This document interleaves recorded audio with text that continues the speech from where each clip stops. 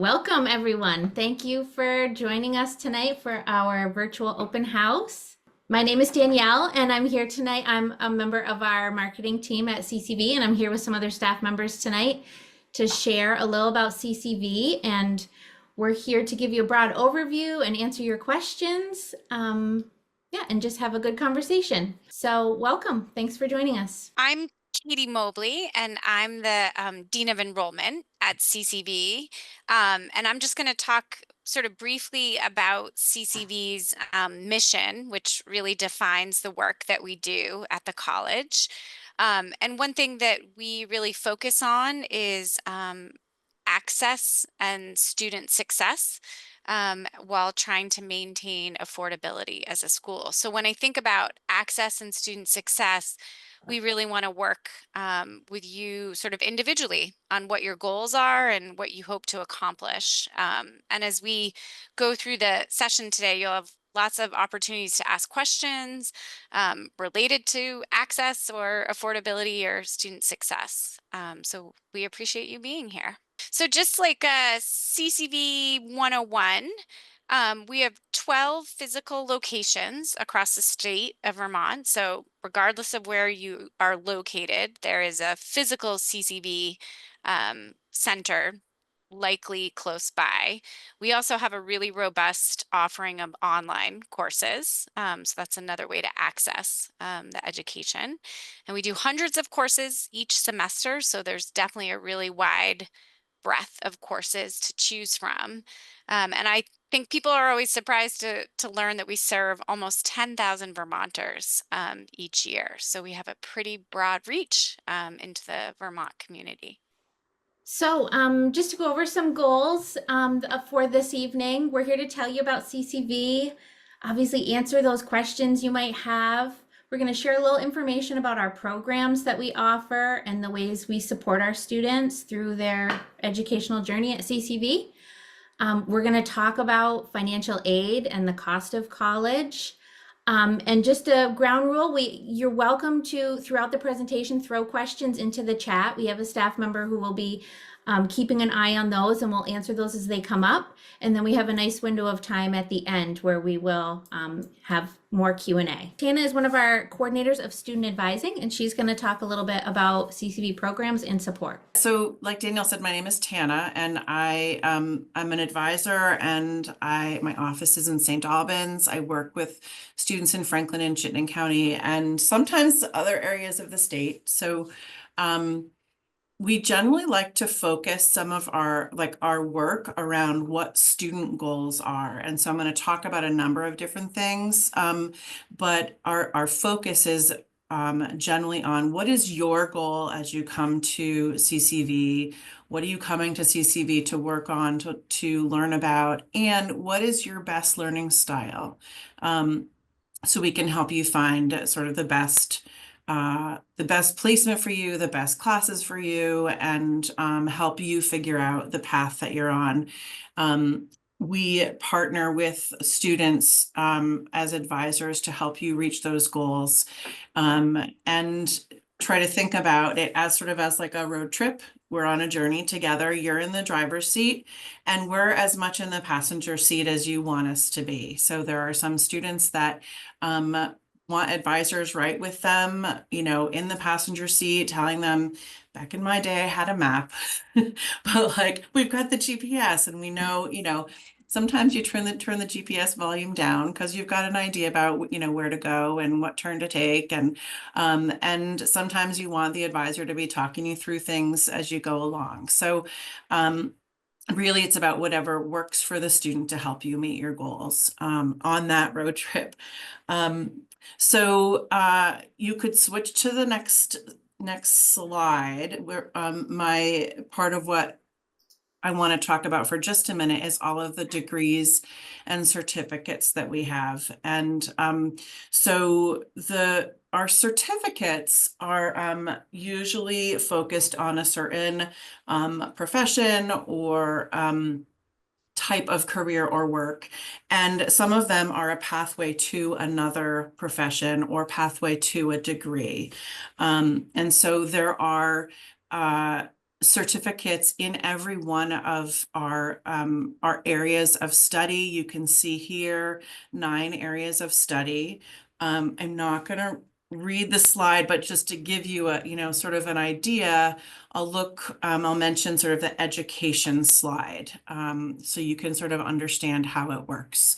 So some people come to CCV and want their associate's degree in early childhood education, and they start on that path that way. Some people have been working in the field for a while and need some credentials. And so there are a number of ways to do that. So they might at first work on getting their childcare certificate, and then that can slide right into the early childhood degree. Some folks want to stop there. They want their associate's degree and they want to put that to work in the field, and that's it for them. They work hard, they graduate, and have their associates. Some folks are using that associates to then go the next step to a bachelor's degree.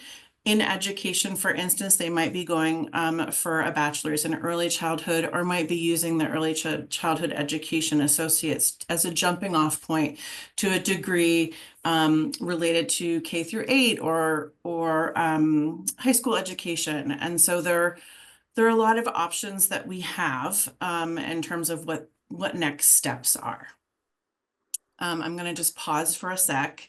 I'm not paying attention to the chat, but if there are any questions about how those work, sort of the certificates have less, sort of anywhere from like 24 to 30 credits required. Most of our classes are 3 or 4 credits, and we do have some 1 credit classes that fit into some of the certificates. And then those are about half of an associate's degree. The next thing I want to just talk about is transfer options. So I mentioned that some students will transfer to another college, right, to get a bachelor's degree. So again, we talk with students about what are your goals. Some students will come to us and say, listen, I'm just here to take a few classes, and then I'm gonna take that transcript and go to another college. And for those folks, that works, and that's great. And some of them end up figuring out, oh, wait, I can actually get a more affordable education here and get a certificate or an associate's and then transfer with that. And we have a number of agreements with a number of colleges that students transfer to. So we've got partnerships. The Vermont Transfer Guarantee is a partnership with a number of Vermont institutions. And you can find them right on our website. You can see ccv.edu/transfer is right up there on the screen. And you can go there and take a look at all of the programs, the degree programs that are available here, and where they can transfer and how they transfer. So anyone who's interested in that sort of pathway, that's a good place to start to talk with an advisor about from the very beginning. So there's a lot of ways that people use their education at CCV to access other higher ed programs after an associate's degree or after a certificate. And there are some really great affordable options and some scholarships associated with transferring to specific institutions from CCV. And there are great ways, like really specific outlines for pathways for those transfer options. We offer a number of different delivery forms for our classes, delivery formats for our classes. So there's the traditional in-person courses, and they're offered in our centers all over the state, and they are usually once or twice a week, meeting in person, and then regular sort of homework throughout the week. We have a number of different types of online classes. One is an online with no Zoom all of the work is done online with an instructor. And there's a lot of conversation in those classes, in forums in the classes, and everything is done on the computer online with regular deadlines throughout the week. Then we have online with Zoom, which we call a synchronous class, and that is what some folks experienced through COVID, where we have a 2-hour class meeting every week. And it's like it's going to class, right? So it's for people who really want the interaction in real time, and maybe can't make it to an in-person class, or want the convenience of taking that class from home. And then their work is submitted in the online learning platform. We also have a hybrid, which is a mixture of online and in-person. There are less in-person meetings. And then we have this one other kind of class that's offered in a flex version. So it's fully online, and it's really built for people who don't need deadlines. I'm a deadline person myself, so I would take that sort of regularly paced online class. But for folks who are like really driven and you know, fine to, you know, taking on tasks and doing things without having a deadline sort of looming, the flex class is fine for them, and they can do it at their own pace. So those are, I think I've got them all. Am I missing any? Tana, we do have a question in the chat about like, you know, how long does it take to do this? So the question is, how quickly, if schedules were not an issue, could someone complete an associate degree in early childhood education? Yeah, good question. So if all the stars are aligned and you can just do school, which we have a number of people doing, you could get an associate's degree in 2 years. So full time is 4 or 5 classes a semester. And so it takes 4 or 5 semesters to get to the full 60 credits, to take all of the classes that you need to get to the associate's degree.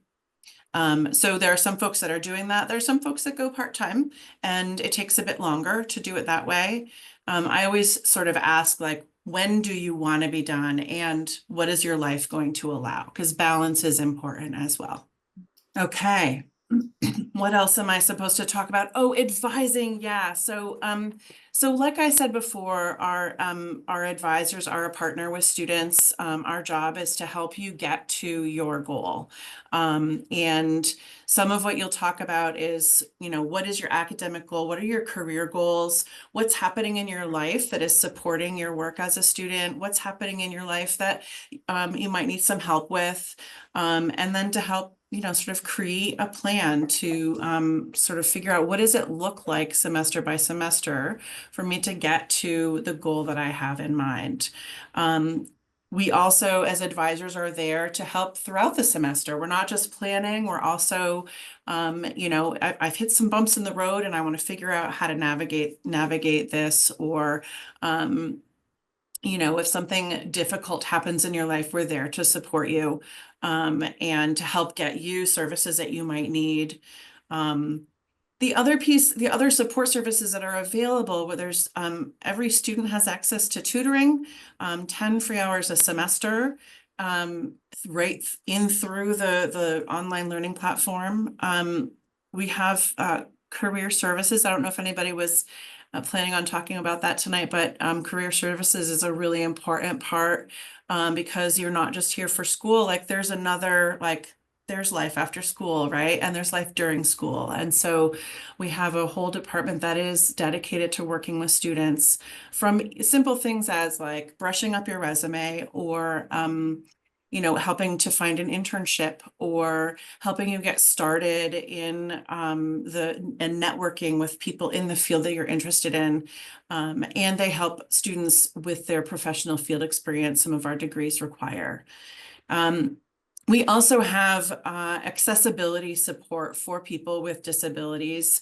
We are obviously ADA compliant, but also there are advisors that are dedicated to helping students figure out what kinds of things they need in place in order to access classes in the same way that anybody without a disability might be able to access the class. The next topic we'd like to talk, and it's a big one, is paying for college and financial aid. Excuse me, my name's Michelle Hastings. I'm based out of the Upper Valley Center. I'm a financial aid counselor here. And Nikki and I are going to kind of divide this out a little bit because there's a lot of information. The big question is, what types of aid are there? What is financial aid and the types of aid? So we kind of break it down pretty easily. There's federal aid and there's state grants and aid. Our federal aid, I don't know if people have heard of the FAFSA. It's a big hot topic this year. The FAFSA is where you apply for federal aid, and federal aid is managed by the Department of Ed. And the big grants that they have is the Pell Grant. And I should make a side note that federal and state grants are it's money that you don't have to pay back. So it's always good to apply for these things, even if you don't think that you think you might not be eligible. So the Pell Grant is federal financial aid grant, and eligibility is case by case. To fill, if you're thinking of applying for this coming fall, you would want to complete the 25-26 FAFSA, which will be available on, I believe, December 1st is what they're saying now, and that is at studentaid.gov. If you're thinking about applying for our spring semester, which starts in January, you would just want to apply for the 24-25 because we're in that 24-25 school term. But the 24-25 FAFSA will be applicable for that. The Vermont RESAC, we call it, that's our Vermont state grant. That's our community partners, and they help us with our Vermont grants. And you can apply for all the degree and certificate students. You would apply for VSAC Vermont grants. For non-degree students, if you were just like a continuing ed student, you would apply for a VSAC advancement grant. Those are two different grants that they offer. The big grant that they offer is their VSAC 802 opportunity grant. And that covers tuition and the administrative fee here at CCV. The big eligibility thing is your family, you would have to make $75,000 or less to be eligible for 802, but it covers your complete tuition and your administrative fee. New and returning CCV students are eligible. You have to apply for the FAFSA and the VSAC Vermont degree grant as well. And that kind of determines whether or not you're eligible for the 802 grant. 50% of something to know is 50% of Vermont families have income under 75. So there are a lot of people that are eligible for this. Last year, more than 2,600 students received free tuition through the 802 Opportunity Degree Grant. And students typically borrow less and complete their academic programs faster with this program, which is really great. That's super helpful. Nikki, I'm going to let you take over scholarships. Hi, my name is Nikki. I'm the financial aid counselor that's based out of the Montpelier Center. I also work really closely with early college and pre-degree promise students. To tell you a little bit about scholarships, there are CCV related scholarships. There are also the VSAC assisted scholarships. VSAC currently has a scholarship booklet out. There's a hard copy and there's a virtual one you can find on their website that has the scholarships listed for the 25-26 year. There are also local scholarships, such as those through local credit unions. So if you're a credit union customer, you can check with your credit union about scholarships they might offer, and alumni scholarships through high schools. Most scholarships and grants do require that you complete a FAFSA and a VSAC degree grant application. Onto loans. A loan is money that you borrow that you need to pay back, and that typically includes interest and an origination fee. Federal student loans, if you're looking to request a federal student loan, that requires a FAFSA application. There are also private loans, such as those through VSAC or your local bank. The first step that we suggest for students is to go to studentaid.gov and register for an FSA ID. The FSA ID is what students need to be able to complete their FAFSA. Once you register, you create your username and your password. It takes approximately 3 days for that to be approved. And the reason for that is because the Department of Education communicates with the Social Security Administration to link any aid that you might receive with your Social Security number. So it just takes a little while. They do send you an email to let you know once that ID has been created, so that you can then do the FAFSA application.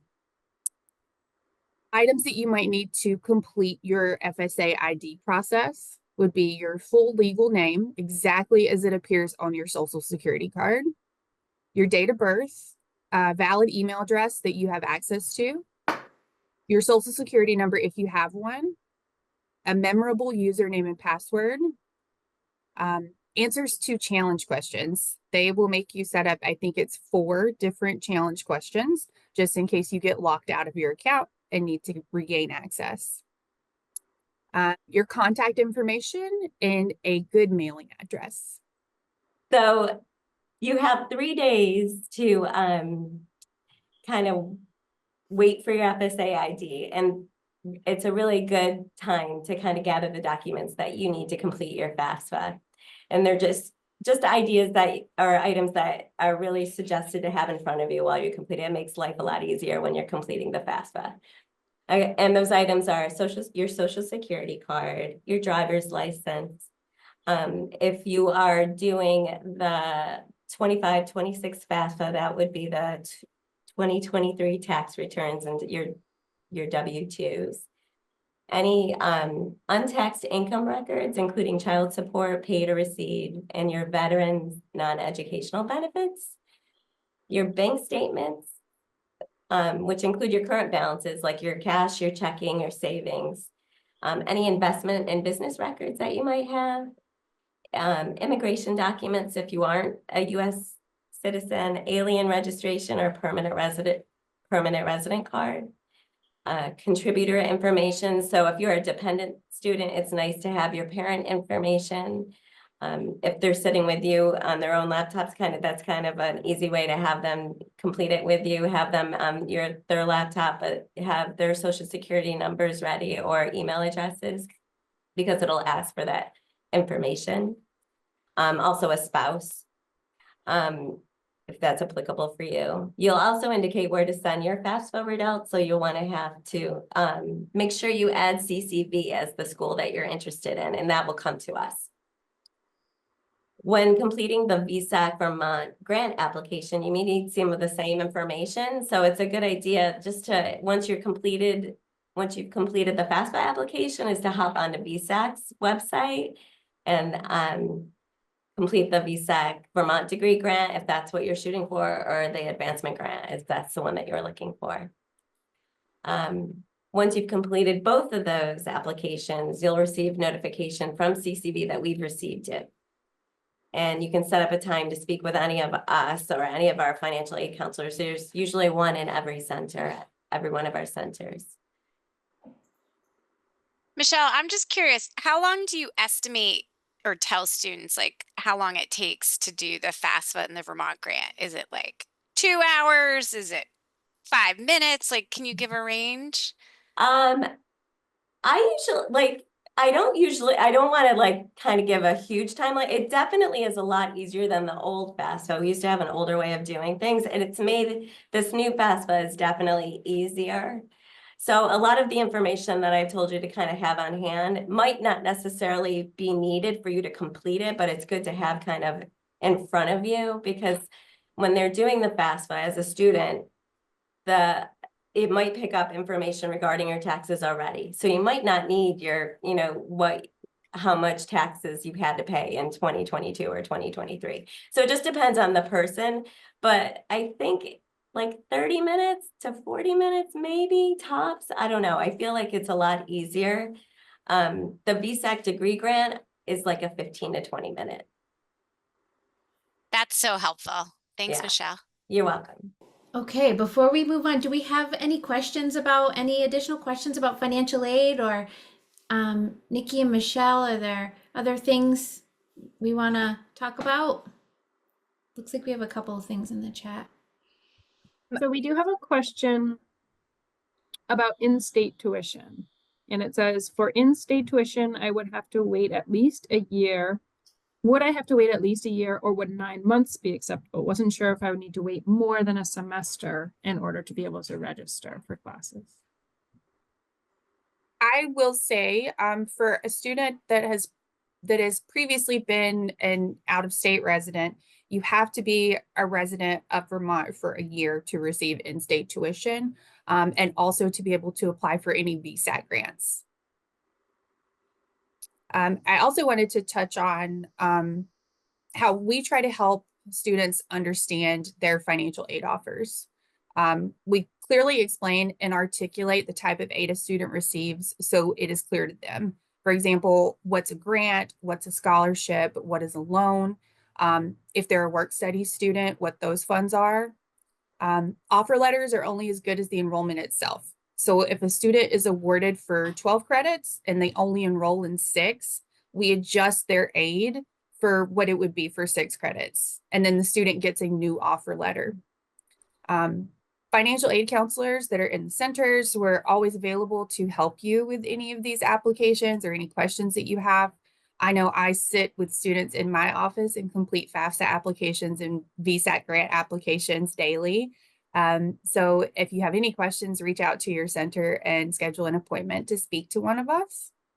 I always recommend to all students to submit all of the financial aid applications, the FAFSA and the Vermont State Grant, if that's applicable to them, even if they're unsure if they'll qualify, because there's always a chance that even if you don't qualify for full aid, you could get partial aid. These are some easy ways to learn more about CCV. Obviously, our website, please check it out, ccv.edu. We have a lot of information there. And all these topics we're talking about tonight, there's even more detailed information. And we have some really wonderful student stories on our site. So you can read about not only programs, but students who have gone through the program and what they're doing now. We just have a lot of information there. We have an 800 number. Folks interested can give us a call there or visit one of our locations across the state. Okay, so we have a question in the chat that I might throw to Tana or anyone who wants to jump in, but this person is asking, it's been a really long time since I've been in school, since I've taken a class. What kind of support do you offer if I need some extra support? Yeah. It's a good question. So one of the things that we suggest students do when they're first coming back after a long time away, or when they're not really sure about where their skills are, is to take something called an AccuPlacer. So that's it's an informational test, really, that is leaves you with good information and your advisor with good information about where your skill levels are and where what classes might help you to start with. So that's sort of a way in terms of assessing where you're at and what you're ready for. There is tutoring for every class that we offer. You can access 10 hours of tutoring per semester in the subject area that you need while you're in the class through the online learning platform. And then we have a learning center. We call it Learning Center Online Live.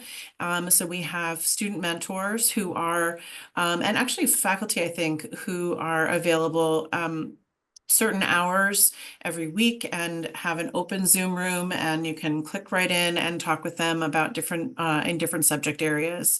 And then we as advisors are available to sit and talk with you on the phone or virtual or in person about what's happening for you.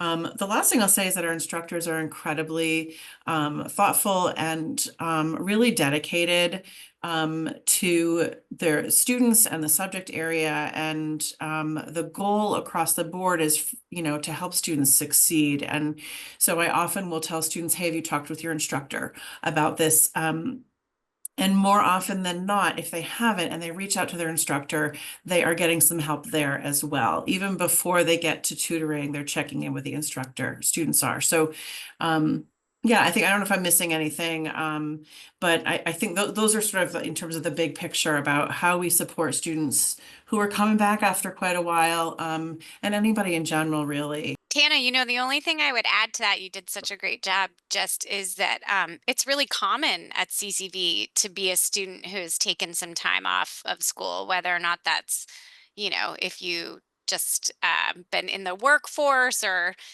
it's been some years since you've been in the traditional classroom, or even if you're like a recent high school graduate and you took some time off, just that it's really common. And so I think you really will find also support from the staff and your fellow students who are often in the same exact position.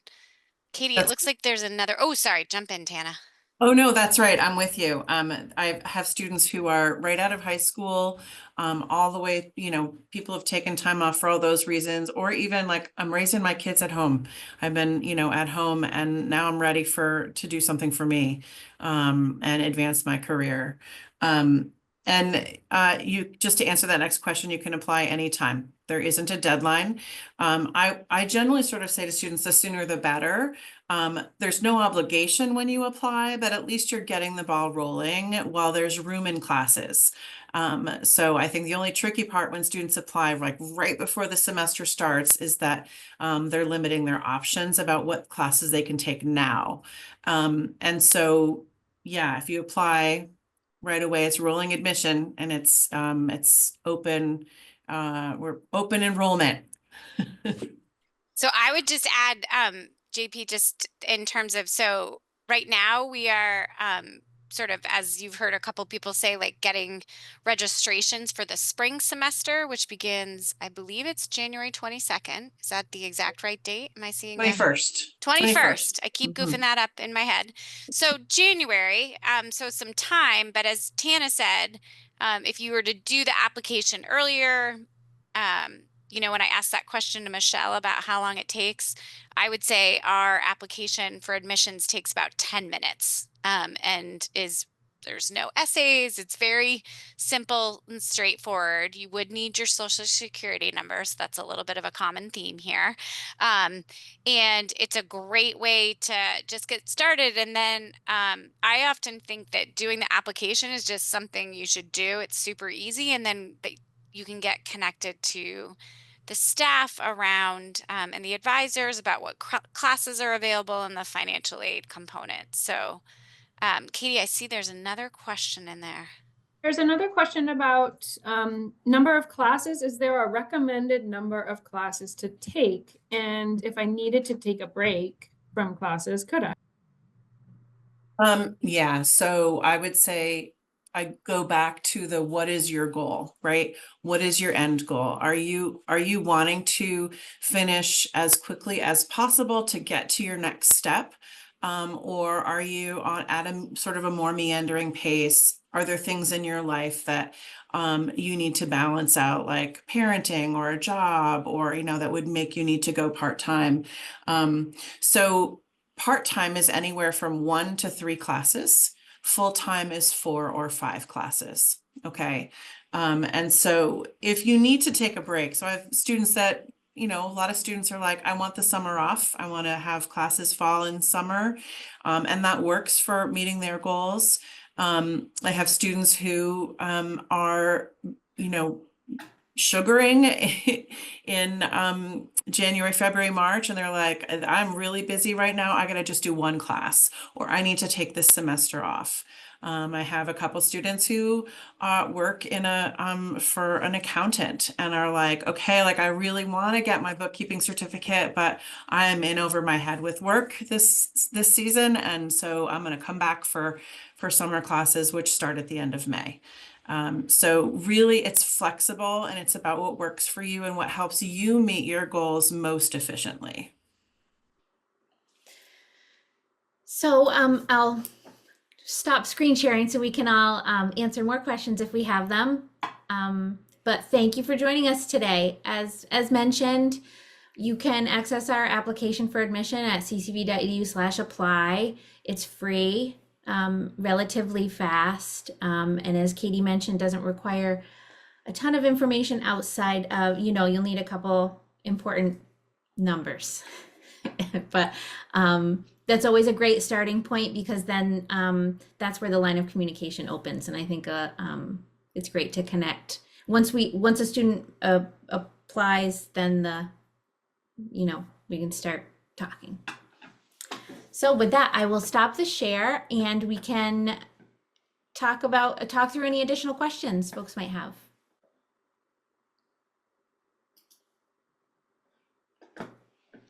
And I just want to add to what Danielle said, which is I think it's so great that all of you made time to be here tonight. That feels like such a important first step, and that regardless of whether or not you're sort of walking away and thinking like, yes, I'm ready, or I need some more time, or you just have lingering questions, I hope you walk away from this session feeling like CCV is here to answer your questions.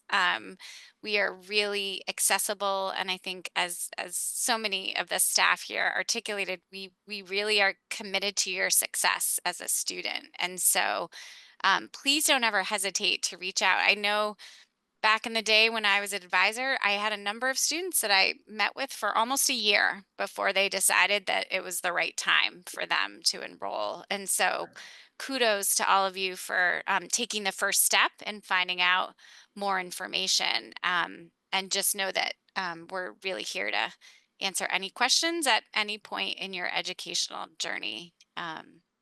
So yeah, just wanted to say that. One more question. If I applied for the fall semester but didn't enroll, do I need to redo the FAFSA for the spring semester? So financial aid. I can take that. So that's a really good question. So the FAFSA covers the school year. So if you were to apply for the FAFSA for the fall, that covers the 25-26 school year. So your FAFSA was completed for the school year. So you would not need to fill it out again for the spring. And the same thing goes for the VSAC Vermont grant. Same exact thing. It goes for the full year. You wouldn't need to fill it out until the following year. So you'd be all set. Okay. Well, thanks again, everyone.